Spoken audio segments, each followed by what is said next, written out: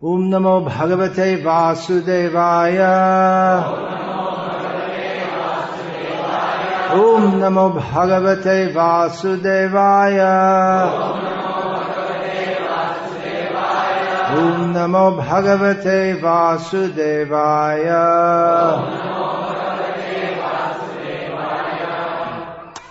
Srimad Bhagavad-gita as it is, chapter 4, Transcendental Knowledge, text 38.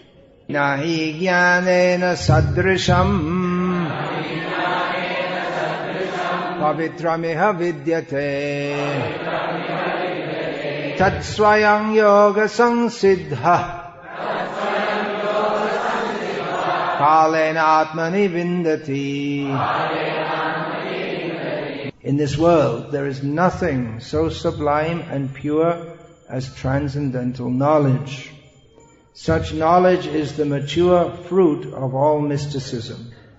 And one who has become accomplished in the practice of devotional service enjoys this knowledge within himself in due course of time.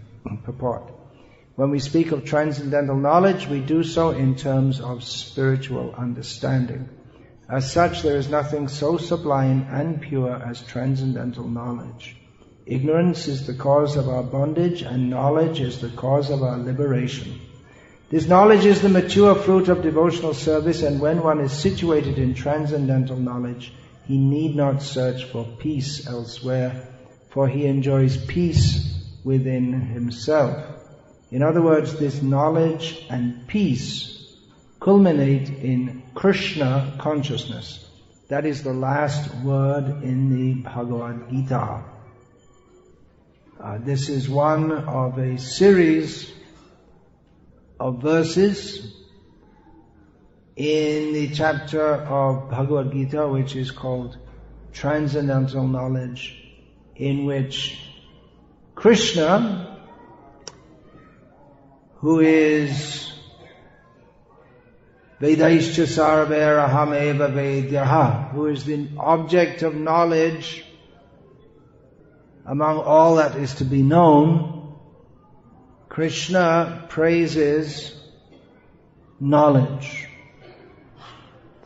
And obviously, Bhagavad-gita is an exposition of knowledge. Yeah, so Bhagavad-gita is obviously a book of knowledge. It's a treatise of knowledge, you already said that. Arjuna was in ignorance. Krishna spoke Bhagavad-gita to relieve him from his ignorance. Bhagavad-gita is the summary of all knowledge. Therefore, we see here knowledge is being praised.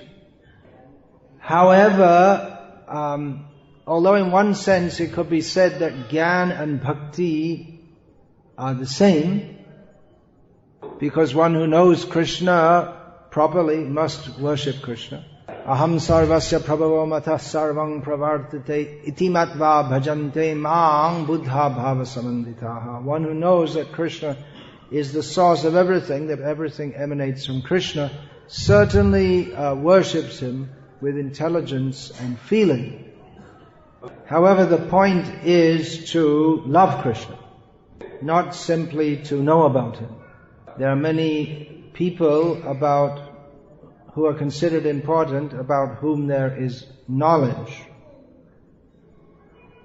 Apparently there are 20,000 biographies available on the internet. So you might learn about some great person of this world, and you might develop some regard for them. You might develop some regard, some respect. Just like, for instance, you might learn something about Subhash Chandra Bose, and you might have great respect for him. But no one really thinks of having bhakti for Subhash Chandra Bose. It's knowing about Krishna is different from knowing about other people. One thing is that however much you know about Subhash Chandra Bose, you can't have any relationship with him at all. That personality or that body which combined, that gross body combined with the subtle body which was known as S.C. Bose, is now somewhere else. We don't know where, but the body is not there, but the soul has gone somewhere else. Maybe it's one of you. Maybe it's me. I don't know. Not very likely, but it's possible. If you go in the mental institution, where all the crazy people are, you'll find Subhash Chandra Bose, Nehru, Gandhi, Napoleon, Hitler, they're all there. At least people think they are such a person. But that is ignorance. Now, why should we learn about Krishna? Well, to know Him is to love Him. To know Him is to, if you know Him, you must love Him. Love, love, love. Because Krishna is not a person in the same way that S.C. Bose was a person, Mahatma Gandhi was a person, Pandit Nehru was a person.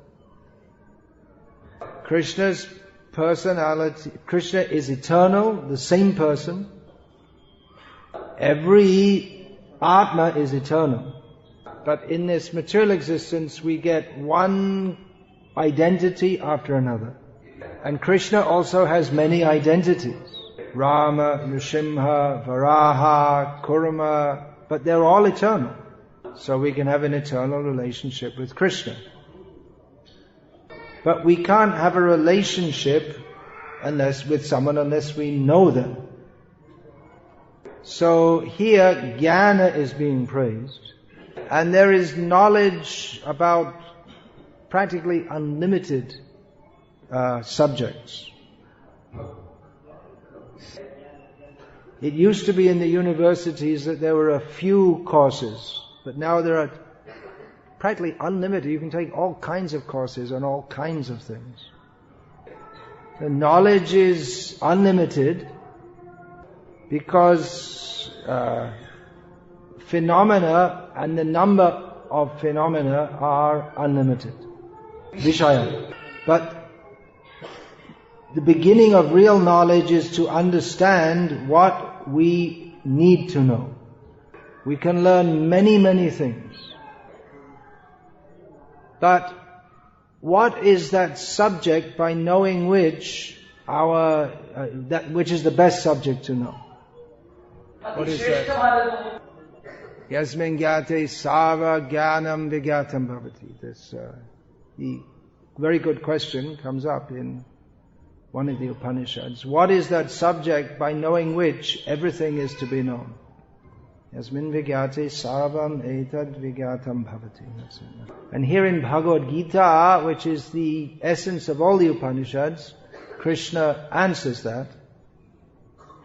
Yo mameva samurho janati purushottamam sasarva vidbhajati mam sarva bhavena bharata. He tells Bharata, Arjuna, that who knows me to be the supreme person without doubting, he knows everything. And therefore, Krishna says, he worships me in all respects.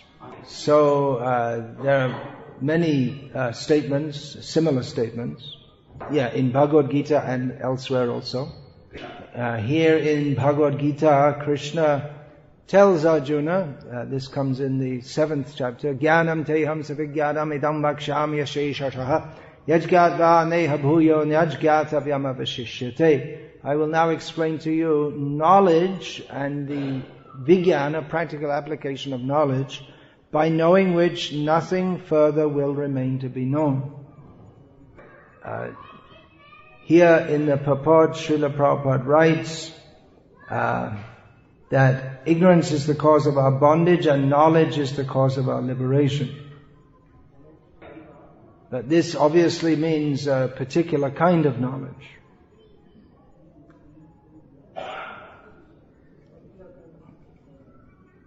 This means a particular, iska matlab hai ek prakar ka vishesh gyan.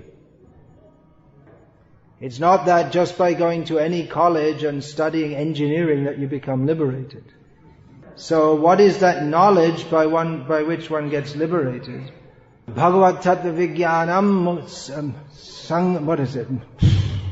Bhagavad Tattva Vijnanam Muktir Sango Pajayate. What's wrong with me? I don't have any knowledge. Left it all in Salem. Forgot to bring it with me. Muktir Sango Pajayate. Yeah, so the translation of that is that knowledge of Bhagavad Tattva. Who is Krishna? Bhagavad Tattva Vijnanam Muktir Sangasya Jayate. Muktir Sangasya Jayate. One becomes freed from material attachments. So, how important is knowledge in bhakti?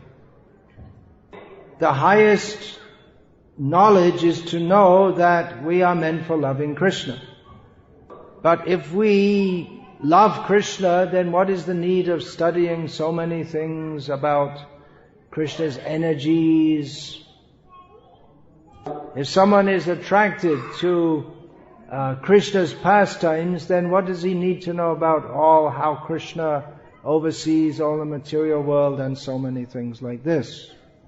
We often find in Gauriya Vaishnava culture that jnana is not considered very highly. And in fact, Chaitanya Mahaprabhu accepted the rejection of jnana as the beginning of the kind of bhakti that he is interested in. Jnane prayasa mudapasya namanta eva jivanti sanmukharitam bhavati avartam sthane sthita shujigatang tanuvang manobi ye prayasham jita apitai strilokya.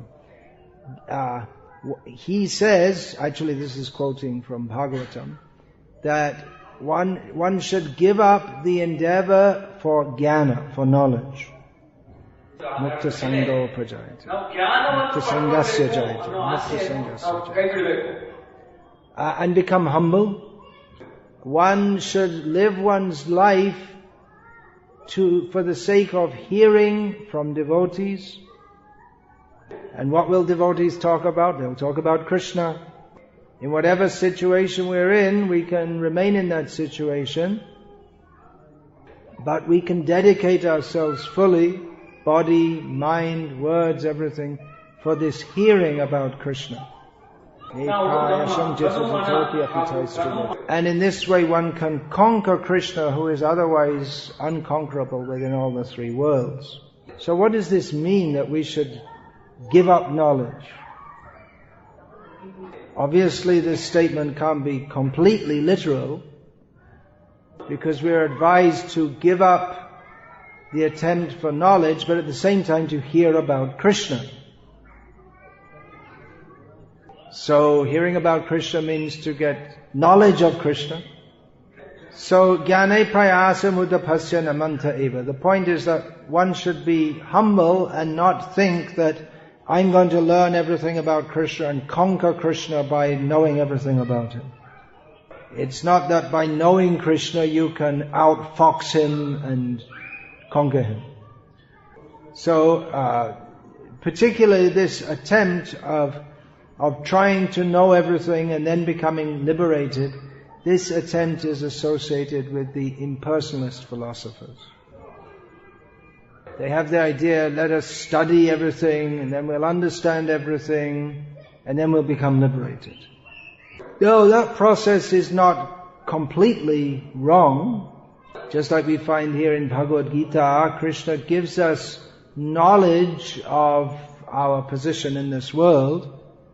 He informs us that this material world is miserable, that the attempt for sense gratification binds us in this material world, but that sense gratification is actually the cause of misery, Yehi sangsparshaja bhoga dukha yonaya evate adyantavanta kauntaya nateshu ramate buddha.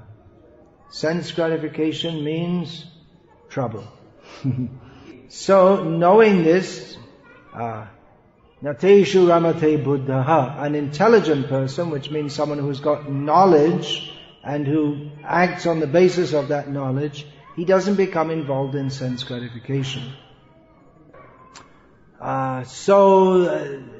This knowledge, the process of gaining knowledge so that one can become detached from this material world, that is an accepted process. Vaishnavas, they don't reject that. But unlike the impersonalists, they don't think that this is all in all. They know that beyond the position of liberation from the material world is the positive position of service to Krishna. Mukti hitvanyata rupam swarupena vyavastitihi. The definition of mukti is to be free from this present form, the material forms that we get. And mukti hitva anyata rupam, to give up or be free of false forms, and swarupena vyavastiti, to be situated in one's actual form or in one's actual position, which means in the service of Krishna. So knowledge is not, by no means is wholly rejected. Knowledge is desirable. The right kind of knowledge is desirable. But vidyadadati vinayam, one who's actually knowledgeable becomes humble. And real humility is to know that I am the servant of Krishna. So knowledge is required, but it can be very dangerous also. Knowledge is meant for leading us in the right direction. But we can go off track by knowledge also. Actually, by real knowledge, we'll always be on the right track. But ignorance often poses as knowledge. Bhaktivinoda Thakur has analyzed that. Joro vidya joto mayar vaibhav tomar bhajane baddha. Anitya samsari moha janameya jeev ke kare dadha. He says that knowledge of the material world, material knowledge, is simply a manifestation of Maya. It is an obstruction in Krishna consciousness, developing Krishna consciousness. In this world, this material world of temporality, anitya samsare moha janame, it gives birth to more delusion. And it makes the jiva into an ass. So real knowledge is elevating. But simply amassment of information is, it means that you're carrying a lot of useless things, just like an ass. So real knowledge doesn't mean just simply accumulating information.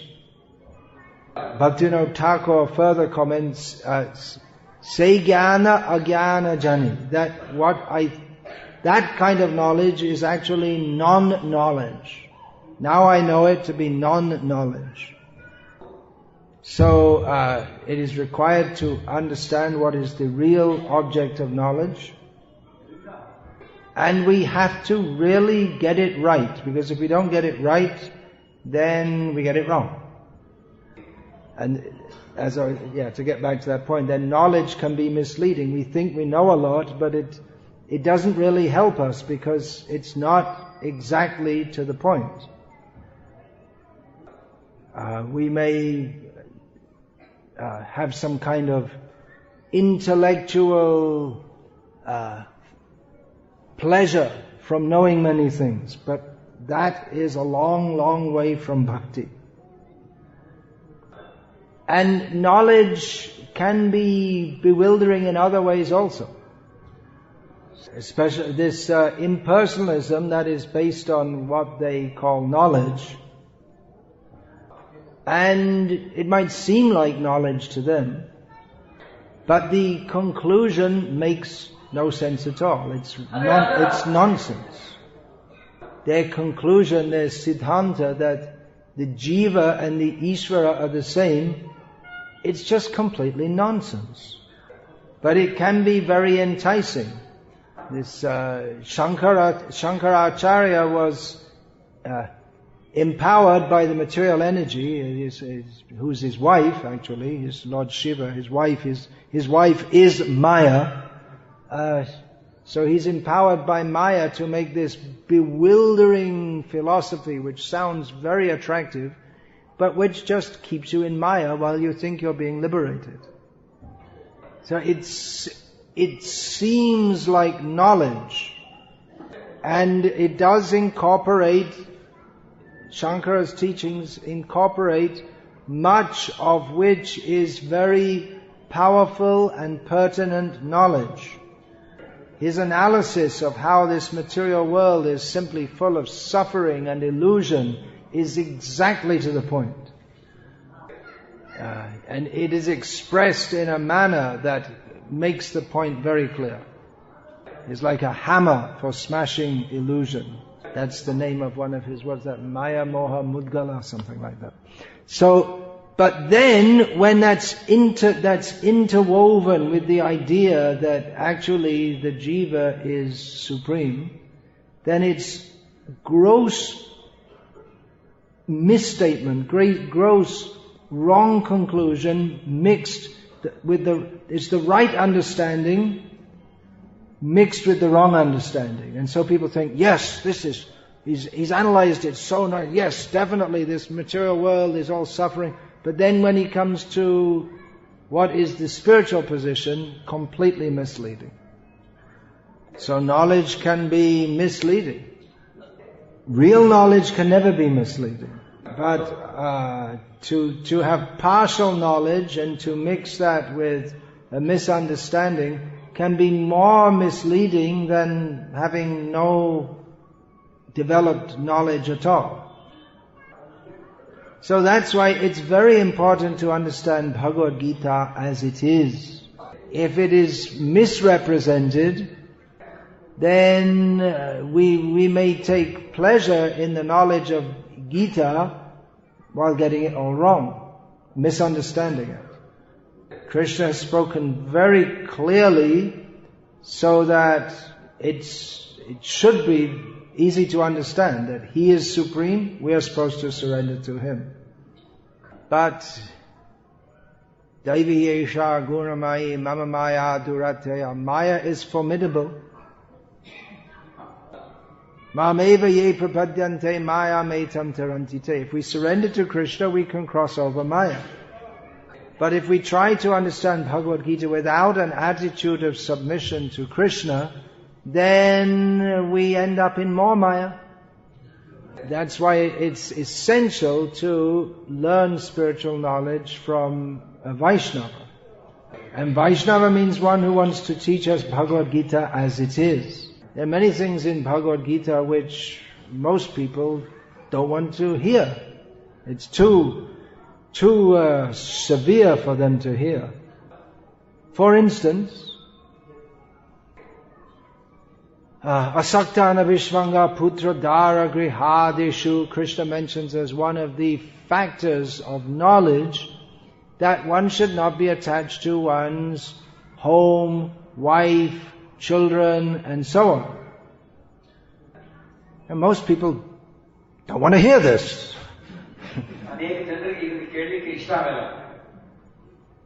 Yehi sangsparshaja bhoga dukkha. They don't want to hear that sense gratification causes suffering.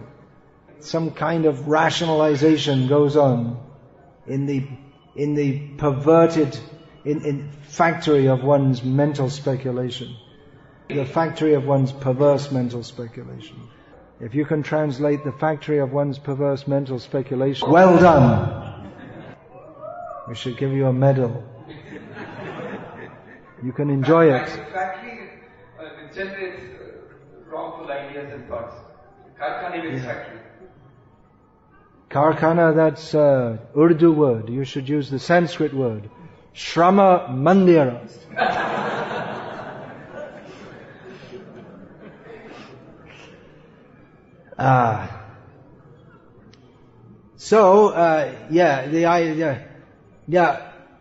Okay, in Bhagavad-gita, Krishna says that sense gratification causes misery, but there is some happiness there also, so look on the bright side. Why be so negative? There is something enjoyable there also. Let's some philosophizing here.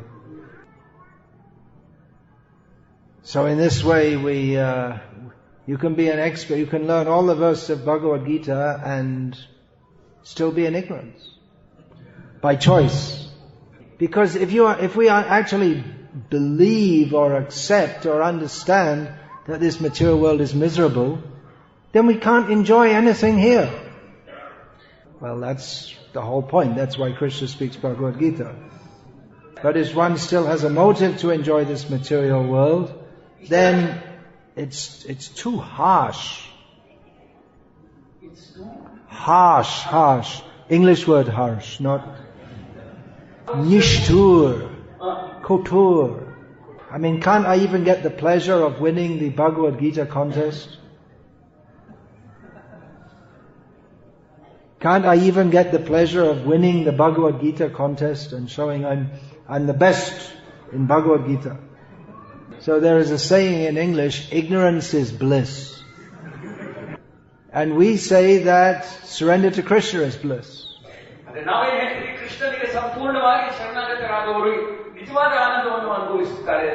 So which one is true? What do you think?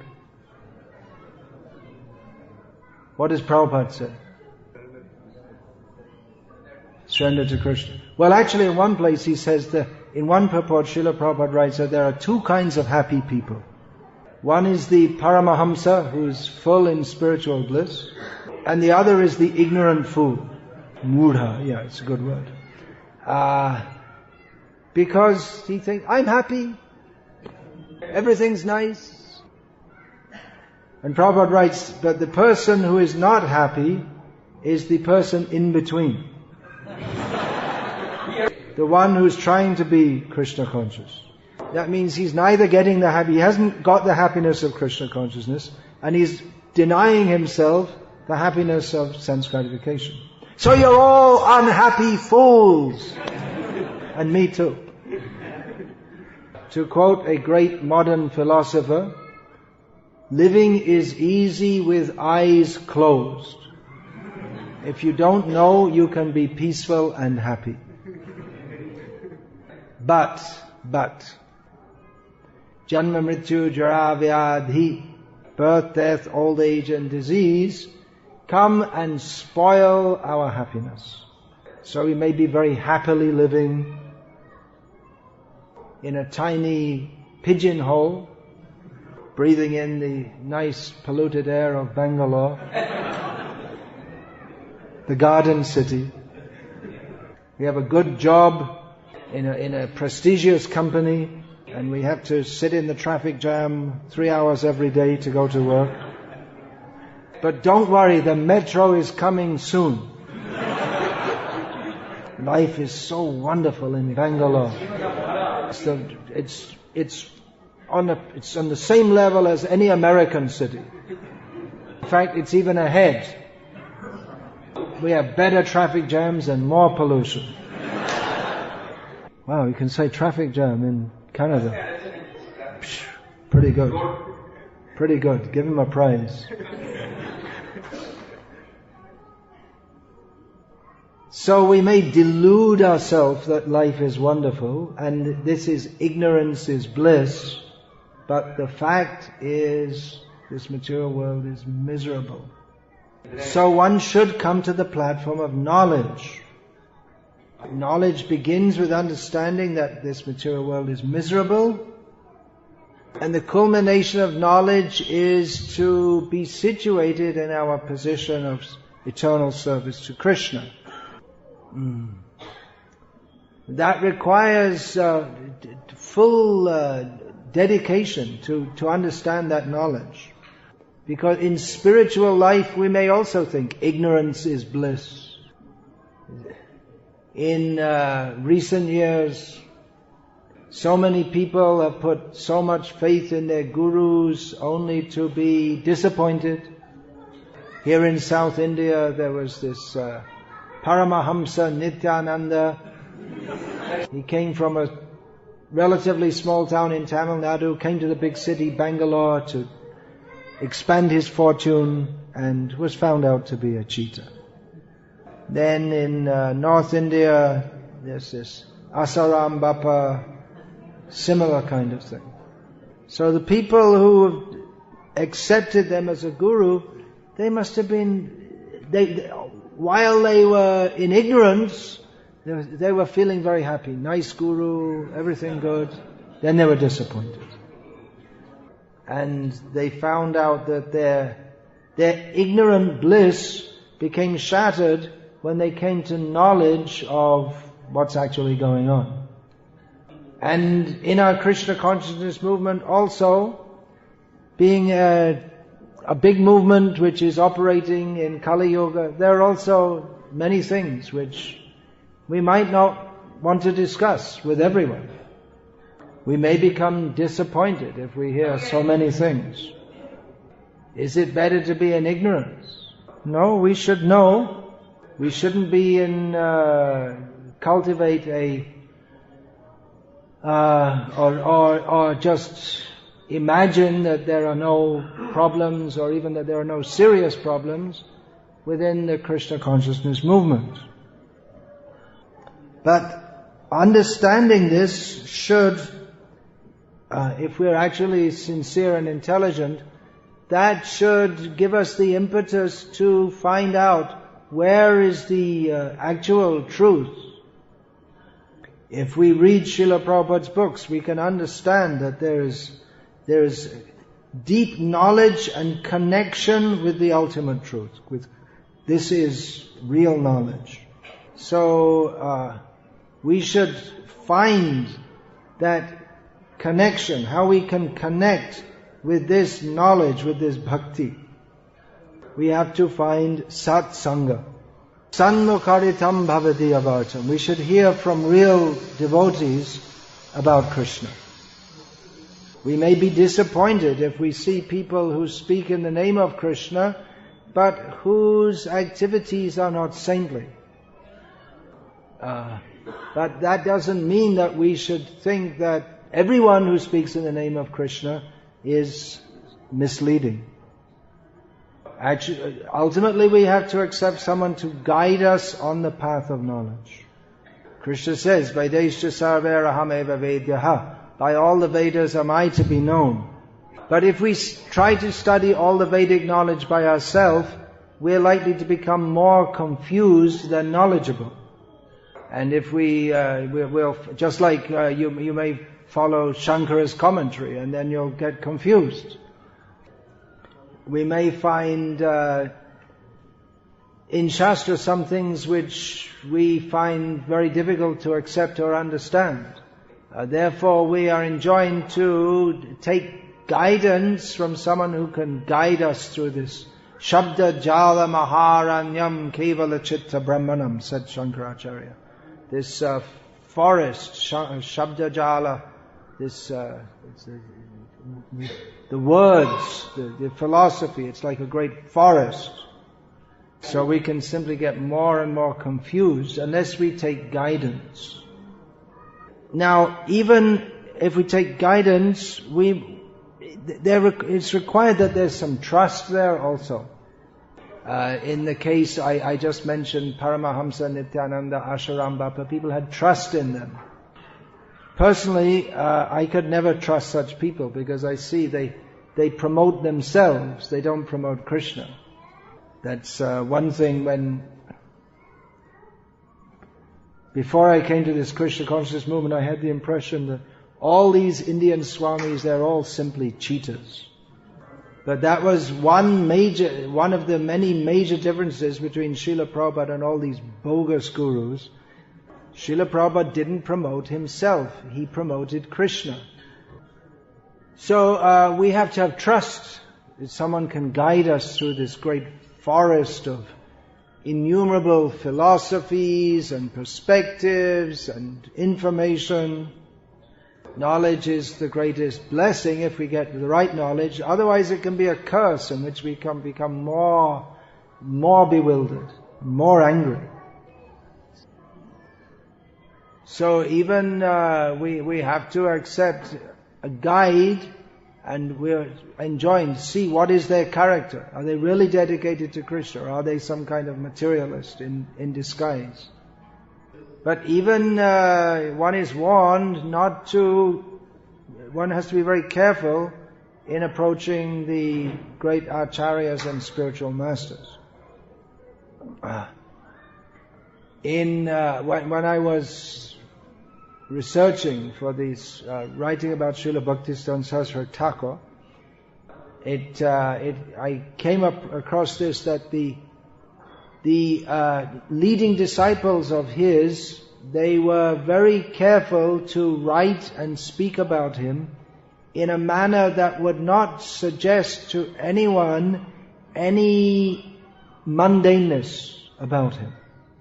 For instance, if you hear that someone who's known as a great spiritual personality has piles or gallstones, you might think, that's strange. How can they have such a mundane disease?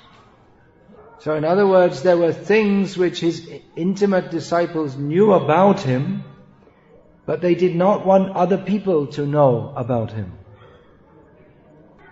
So for common people they should know what they need to know about the acharyas, and they should not know that which they cannot understand because they don't know properly who are the Vaishnavas, what is the Vaishnav Tattva. Or if you become very knowledgeable, you might think that, well, in this case he made some mistake, or he's supposed to be a great acharya but made some mistake, said something wrong. And in this way one becomes too intelligent, over-intelligent. So, Jnane prayasumudapasya namanta eva. Don't think that we can understand everything by ourselves. We have to be humble. So knowledge is required. Knowledge is the greatest blessing. But if we remain ignorant without knowledge of Krishna, our life is spoiled.